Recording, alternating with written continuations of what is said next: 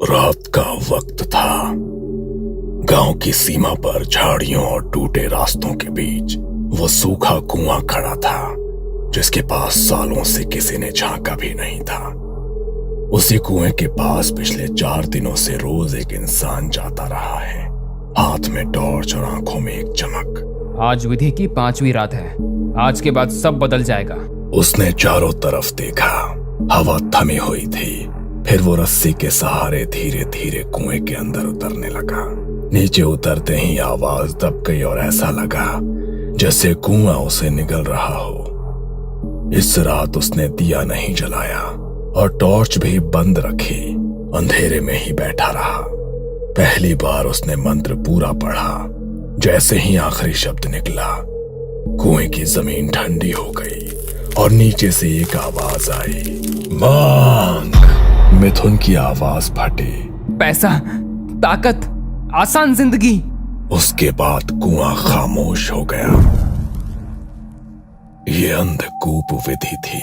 इस विधि से जो जागता है वो वरदान नहीं देता, वो सौदा करता है।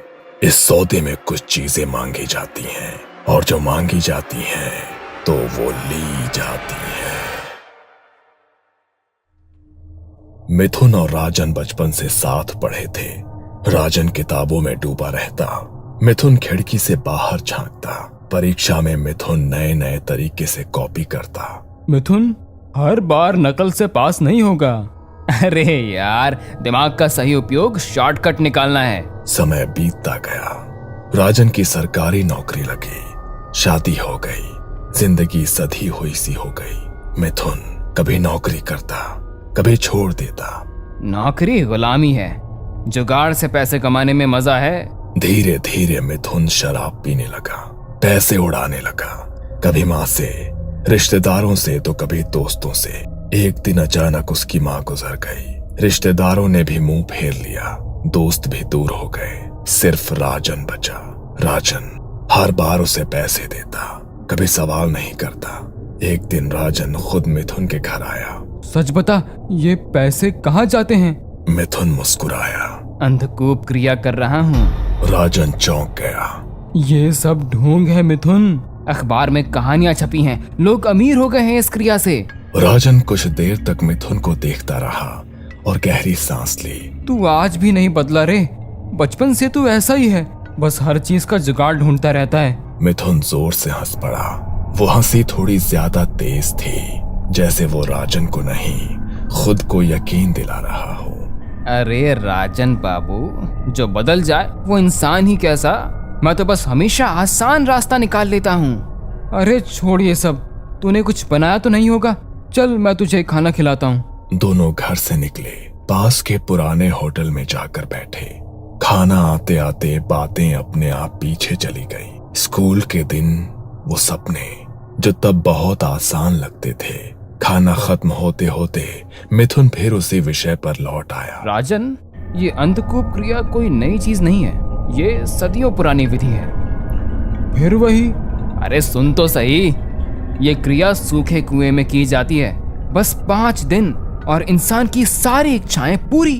राजन चुपचाप सुनता रहा। कुछ ही दिनों में सब ठीक हो जाता है। पैसों की दिक्कत, काम की टेंशन, सब खत्म।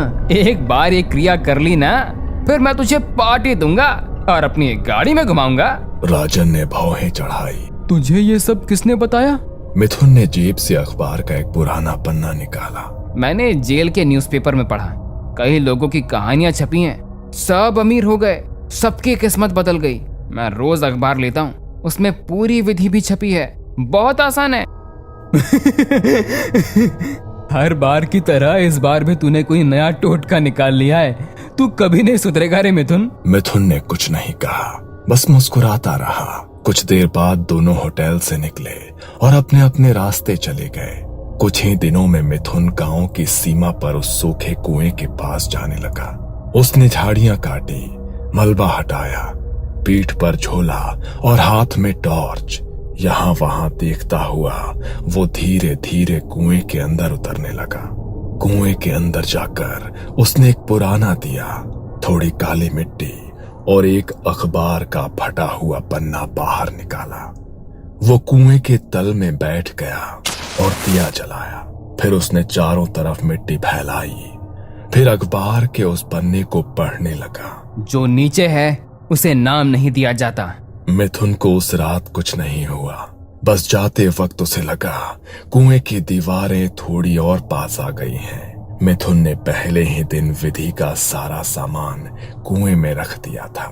मिथुन कुएं के तल पर बैठा, दिया जलाया और उसने झोले से लोहे की 3 कीलें, नींबू और जली हुई लकड़ी की राख निकाली। मिथुन ने राख से जमीन पर एक गोल घेरा बनाया, बीच में नींबू रखे और कीलें दीवार में ठोक दी। हर कील के साथ कुएं में गूंज बढ़ती गई।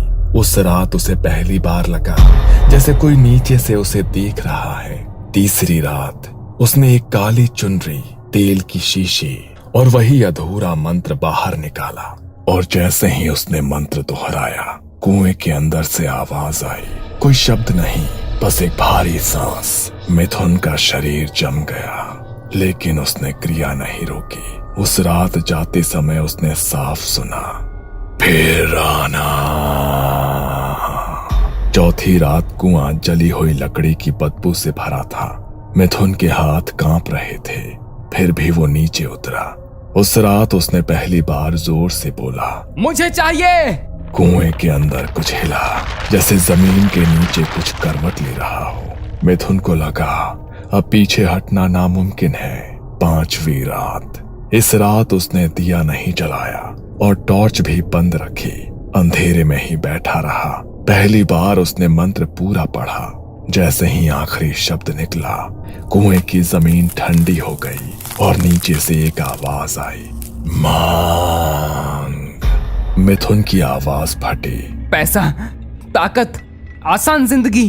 उसके बाद कुआं खामोश हो गया। अंधकूप विधि पूरी होने के बाद ज्यादा वक्त नहीं लगा। अगले ही हफ्ते से मिथुन की जिंदगी ऐसे पलटने लगी जैसे किसी ने अचानक किस्मत का पन्ना पलट दिया हो। पहले हफ्ते ही उसने जुए में हाथ आजमाया। वो जो हमेशा हारता था, उस दिन लगातार जीतता गया। एक दांव, फिर दूसरा, फिर तीसरा। लोग हैरान थे, मिथुन खुद भी हैरान था। कुछ ही दिनों बाद एक लॉटरी का टिकट लगा, फिर दूसरी, फिर तीसरी। इतना पैसा जिसे उसने कभी एक साथ देखा भी नहीं था। और अजीब बात ये थी कि मिथुन ने मेहनत कुछ भी नहीं की थी। पैसा खुद चलकर उसके पास आ रहा था। फिर बड़े काम मिलने लगे। कोई जमीन बिकवाना चाहता था, किसी की पुरानी हवेली का सौदा था, किसी की कब्जे की जमीन खाली करवानी थी। जहां दूसरे लोग महीनों अटक जाते, वहां मिथुन 2 बातों में काम निपटा देता और हर सौदे के बाद पैसा मिलता, ढेर सारा पैसा। कुछ ही महीनों में उसने नया घर बनवा लिया। पुराना टपकती छत वाला मकान अब सिर्फ याद बन चुका था। नया घर, ऊंची दीवारें, चमचमाता फर्श और ऐसी छत जो ऊपर देखकर दिखाई भी ना दे। फिर एक दिन नई गाड़ी खरीद ली। उसी गाड़ी में बैठकर मिथुन राजन के घर पहुंचा। इंजन की आवाज सुनकर राजन बाहर आया। देखा, कहा था ना, सब हो जाएगा। राजन मुस्कुराया। वो खुश था, सच में खुश, लेकिन दिल के किसी कोने में एक अजीब सी घबराहट थी। राजन उसे घर के अंदर ले गया, चाय बनाई। ये पहली बार था जब मिथुन राजन के घर आया था। चाय पीते पीते मिथुन ने कहा, राजन, तू और भाभी संडे को मेरे घर खाना खाने आओगे? कोई बहाना नहीं चलेगा? राजन ने मुस्कुराकर हाँ कर दी।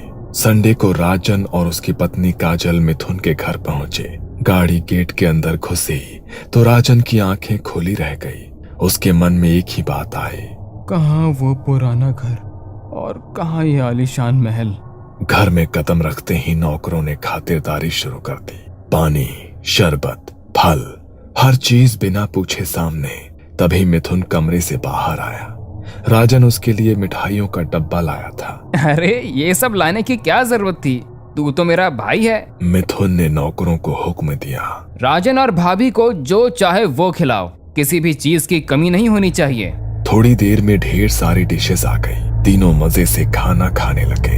हंसी, पुरानी बातें और सुकून। पर राजन के मन में एक सवाल अब भी अटका था। मिथुन, ये सब कैसे हुआ? वो क्रिया? मिथुन ने खाना रखते हुए कहा, उसी की वजह से तो सब हुआ। मैंने कहा था ना, एक बार वो क्रिया कर लूं तो सब सही हो जाएगा।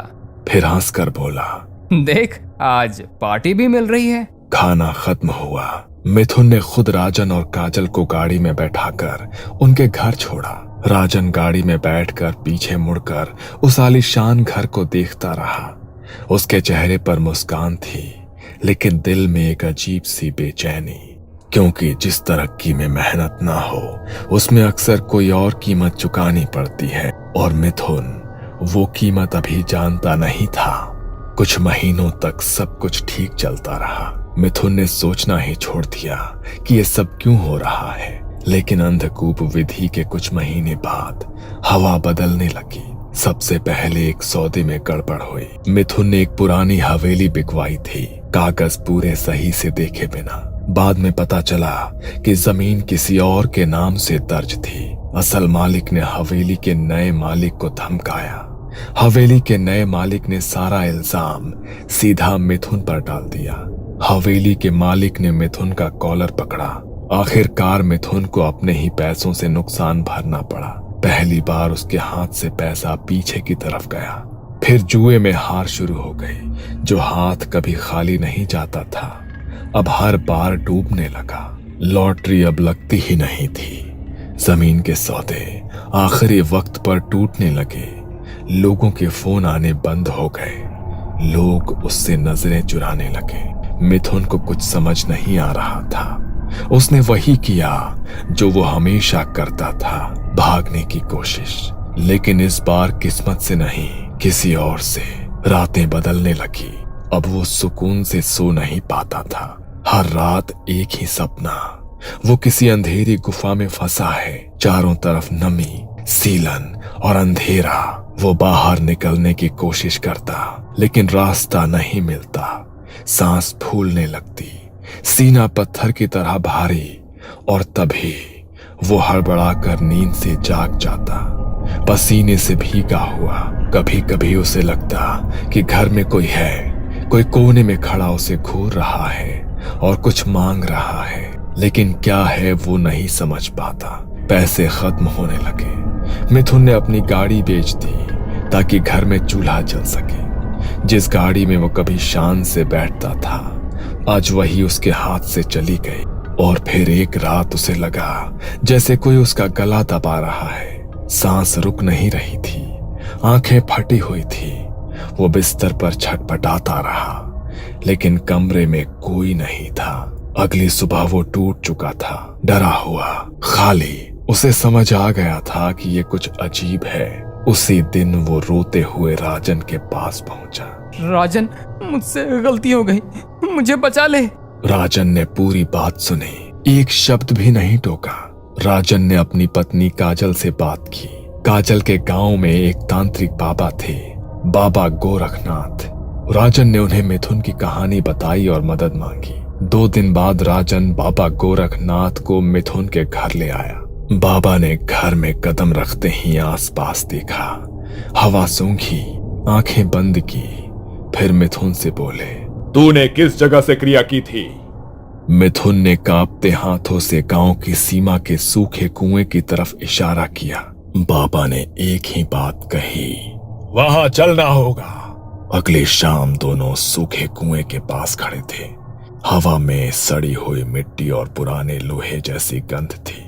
बाबा गोरखनाथ कुछ पल चुपचाप कुएं को देखते रहे, फिर उन्होंने आंखें बंद की और जमीन पर हाथ रख दिया। अचानक उनके चेहरे का रंग बदल गया। उन्होंने आंखें खोली और सीधे मिथुन की तरफ देखा।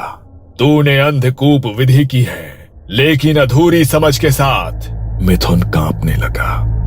बाबा, सब कुछ अखबार में जैसा लिखा था वैसा ही किया था। बाबा ने धीमी आवाज में कहा, अखबारों में सच पूरा नहीं लिखा जाता बेटा।